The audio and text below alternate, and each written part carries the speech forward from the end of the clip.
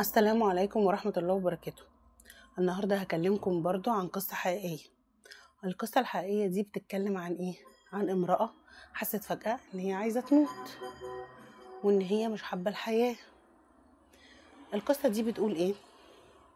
ان ست او امرأة كانت عايشة في الدنيا دي كل حياتها لبيتها ولولادها، وكانت تحت رجلين ولادها على طول، بتطيعهم في كل حاجة هم عايزينها، تعمل لهم اللي هي عايزينه، وربت وكبرت وعلمت وخلت ولادها دولت احسن الناس.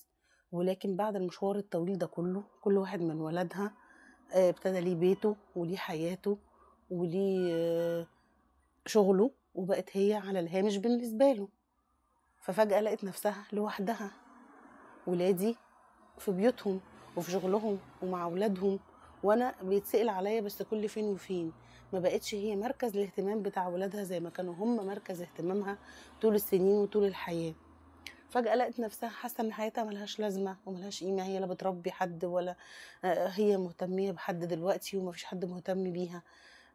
يعني قعدت بينها وبين نفسها كده تقول يا رب، يعني انا اتمنى ان انا خلاص حياتي تخلص لغاية كده، وان انا اموت، انا خلاص انا مش بقى ليا لازمة والكلام ده كله. وده طبعا غلط. هي قعدت فكرت شوية، وبعدين لقيت نفسها يعني قعدت تدعي ربنا يا رب الحياة لو كانت فيها خير ليا استمر يعني في الحياة، لو كانت الحياة فيها شرية يا رب خدني، اكيد انا هبقى في الاخرة مرتاحة، اكيد هيبقى ربنا احن عليا من البشر ومن الدنيا اللي انا عايشة فيها دي. ولكن طبعا الحكاية دي مش بمزاجنا خالص، هي عايشة حياة مش عاجباها او مش بسطاها.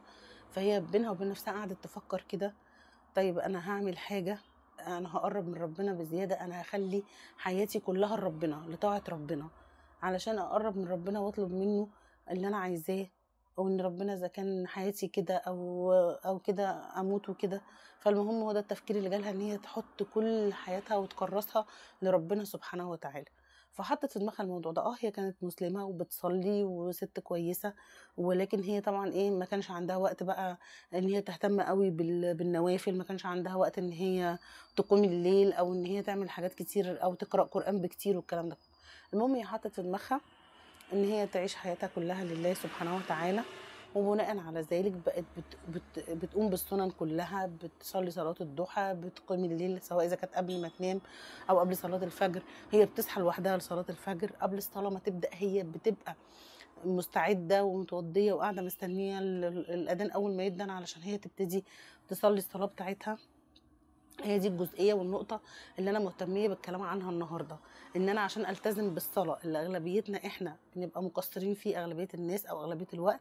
لا، انا لما احط في دماغي ان الصلاه دي هي اول اهتماماتي، ان رضا ربنا ده اول اهتماماتي، يبقى انا كل ما انام على طاعه قبل ما انام بقرا سوره البقره، بسبح، بعمل كل الحاجات المطلوبه مني، بصحى بالليل ان قلقت اذكر ربنا وادعي، ان صحيت الصبح بصحى والسبحه في ايدي بسبح لله سبحانه وتعالى.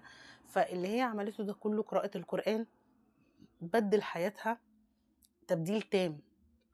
بقت هي عايشة في سعادة في طاعة الله، ان هي بقت سعيدة جدا لانها بقت تقف تصلي. وخلي بالك جدا من الحتة دي، هي بقت بتقف تصلي وهي كل كلمة بتقولها حساها ومستشعراها ان هي بتكلم ربنا سبحانه وتعالى، ان ربنا بيرد عليها، ان ربنا شايفها، ان ربنا معاها. تصحى من النوم تقول يا رب، تنام تقول يا رب. فبقت الحياة بالنسبة لها اتغيرت جدا وبقت حياة جميلة.